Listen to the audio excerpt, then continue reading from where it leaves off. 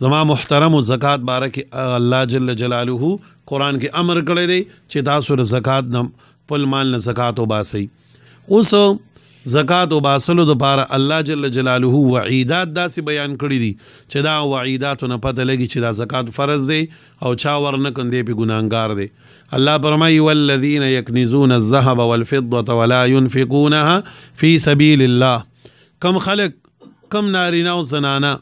چې دی مال جمع کوي سره زر او سپین زر جمع کوي ولا ينفقونها فی سبیل الله د الله په لار کې دنه خرچ نه کوي فبشرهم بعذاب علیم دی له مبارکي ورکه چې ناکار غذاب ستا نصیب کې پروت دی خانه. او بیا پس الله فرمایي یوم یحما علیه د سره زر او سپین زر او د مالونه به الله را جمع کی او دی به ګرم کی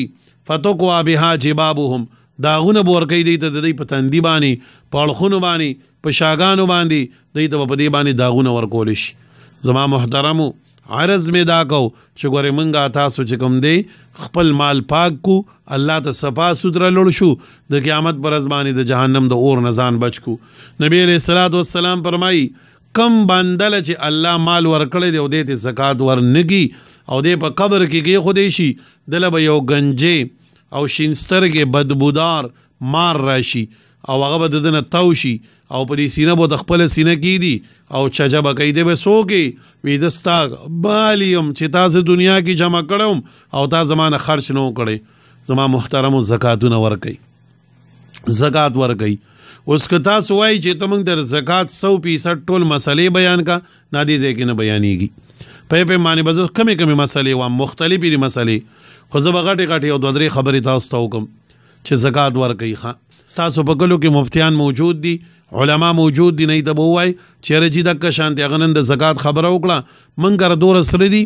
دور را کر سپین زر دي دور را سره پیسې دي په ما زکات شته او که نه نه به ته لار سمه کي چې دوره در باندې زکات دی او داسې وکړه داسې وکړه. زکات په څه څه معنی دی؟ زکات په سرو زرو دی په سپینو زرو دی او په نعدیت او په کاروبار معنی دی. نو ګورئ ورته تاسو سره زر چې سوري باندې سره زکات به ورکوي لږ ویښ شئ ګورئ ښه اکثر زنانه بیا مسله غلطه کوي چې تش سره زري چا کره تش نور وګره هیڅ شی نی نو چې 7.5 تولې سره زرین اله به دې زکات ورکوي چې کله سره زري خو چې نور د سره 1 روپۍ هم نی ګورئ ښه دا شرط وسره یاد لرئ نو داسې به څوک چې کر به 15 تولې سره زر خو ورکوي خو 1 روپۍ به دا څوک شته په مقدس مکه داسې نشي کېدی او کوي نو بس نشته پې بس چې سره زر خو ورکړشتلی خو پیسې به د خرچې په میاشت کې راځي او ختمیږي ما میاشت کې راځي او لګي هغه پیسې دې نه مراد دي چې هغه به د سره پردي وي او د ضرورت نه علاوه نه هغه پیسې دې نه مراد دي. که چېرې تش سپین زرو نو بیا به 52 تولې چاندي سپین زري 52 تولې 2.50 تولې سپین زر او چې کله پیسې وي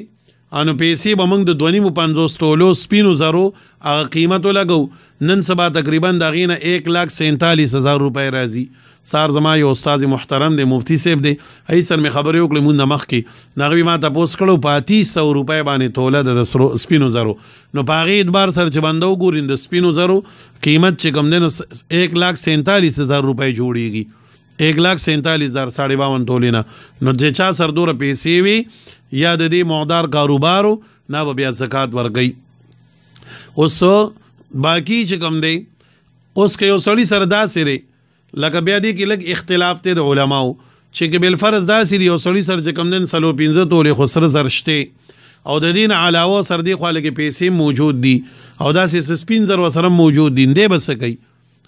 ځکه نه دا سره زر چې کوم دی 9 تولې دي نه دا سپین زر 52 تولې دي او دې خوا لږې پیسې هم دي نو د امام صاحب په نسبانې د دې درې واړو څیزونو قیمت به لګي دې ته وایي ضم بالقیمت. اکثر دی وخت کې جمهور علما او فتوام په دی ده او د امام صاحب رای او فتوام داره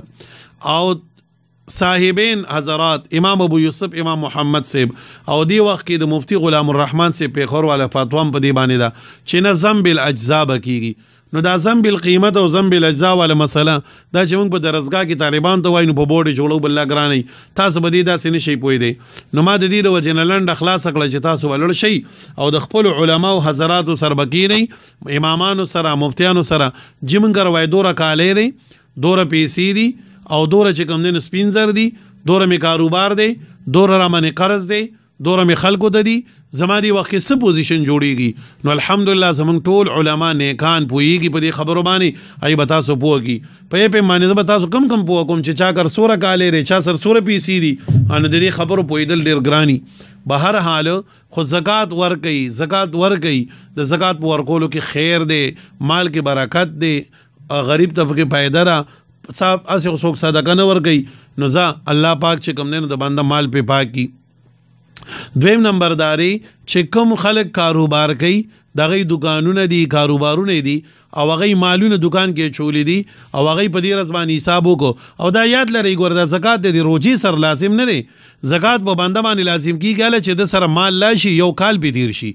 بعضی خلک کنه لا د ودرې میاشتې شوی مال لاس کې راغلی د میراث مال وته راغلی بل ځای نه راغلی ګټې کړي انا لا د ودرې میاشتې په دې ورځ باندې باندې نه د زکات د پاره یو کال تیرېدل شرط دی. انغه چې ستا په پیسو باندې یو سړی په لوی اختر کې صاحب نصاب ګرځېدلی نه براتون کې لوی اختر کې بیا قیمت ورکوي د زکات. دا موږ خو د روزي د نصاب اکثر عموما علماء د روزي د رزق ګرځولي دي چې بس دا یو ترتیب دی او اسانی د پدې کې او بلدار چې د روزي کې خلکو د ضرورت ډيري نو ځکه بنده زکات ورکړي نه خلا. نو دکاندار سړی چې زکات وباسي مثال کې طور پر نو دی به دکان دا ټول سيزونه ځان سرولي کی نو دی به په قیمت خرید باندې نو وباسي په قیمت الفروخ باندې به وباسي. لکه مثال کې طور پر یو سړی دی دغه دکان دی د ریډوانو او د ریډوان د پیښور نه یا د چار دغه نه د پینډای نه راوړي دي په 100 روپۍ باندې د یو ریډو غرزیدل دي خدای چې دلته کې خرڅي نو په زر باندې په 1100 خرڅي دا یو ریډو نو دی به دغه د خرصول والا ریټ لګي ګوري ها دانه چې په سویرا وړي د کنه د خرصول والا ریټ په لګي او پاغي باندې به زکات ور کوي په معنا باندې پوه شوي. قیمت خرید نه دی د غستلو قیمت نه دی د خرصولو قیمت دی چې دکان لدا په کم شی په کم روپۍ راوړي داغه نه چې په کم سی په کم ریټ خرڅین اغه ریټ په لګول شي او پاغي سره به د زکات او باسل شي. بیا دا خبره چې زکات بچاله ورکو نو د زکات د ورکولو په باب کې تاسو تماویل دي هر هغه بنده چې صاحب نصاب نیوي هر هغه کس چې شریعت هغه ته مالدار نه وي نو دی وخت کې د شریعت مالدار کوم ګورو نو د امام صاحب په نسبانی یا د جمهور علماو په نسبانی چې یو بنده هغه سره چې کوم دینو سو صفاوکم توله سره زروي یا وسره سپین زروي 52 تولې یا وسره په دې وخت کې 1.5 لک روپۍ د خپل وسنه دغه ضرورت نه علاوه پرتی وي ضرورت نه علاوه وسروي نو د صاحب نصاب دین دی بیا زکات نه اخلي او داس لمور ګوي. زکات به موږ هغه چاله بیا ورکو چې هغه صاحب نصاب ني او د صاحبینو په نسبت هغه کې بیا غزم بل ځاګي هغه له ډیر مال جوړیږي. انا ما تاسو وی چې خپل علما او مفتیانو سره په دی باندې ملاقات وکي او دا رنګي چې کوم دین چې صاحب نصاب نیوي هغه له موږ زکات ورکو. او بعض خلک د پوسوږي چې خور له ورکول شم کنه خور چې تانه جدا ده واده ده یا په کور کې واده نه د خدانه جدا را پته خرچه نشته یا دا رنګي چې کوم دین ستارور دی ستانه جدا لري جدای موږ دی ته وای چې غبل چم کې کور جوړ کړي نه ستا په کور کې تانه جدای خو لیکن چې صرف دوره د چنغره خرچه د غزان لدی استادان لدی نو بیا د غرور لم ورکول شي خور لم ورکول شي او خلم ورکول شي زوم لم ورکول شي خپل اولاد لنشي ورکولې یو کاکا مالدار دی نه خپل لور له زکات نشي ورکولې خپل وسایل نشي ورکولې او د خپل مور له خپل لیان نشي ورکولې خپل پلار او بابا له چې ډېر چانه پیدا دی او دنه څوک پیدا دی هغه له نشي ورکولې اصول او فروع او د دین علاوه چې کوم دین نور چې صاحب نصاب نه غیله تو ورکولې شي. کله کله یو سړی داسې سوالو کی یره جی زما دا خور ده نو کور کار خډیر غران دی خودي سره زموږ د کور یو تولد وکالې شته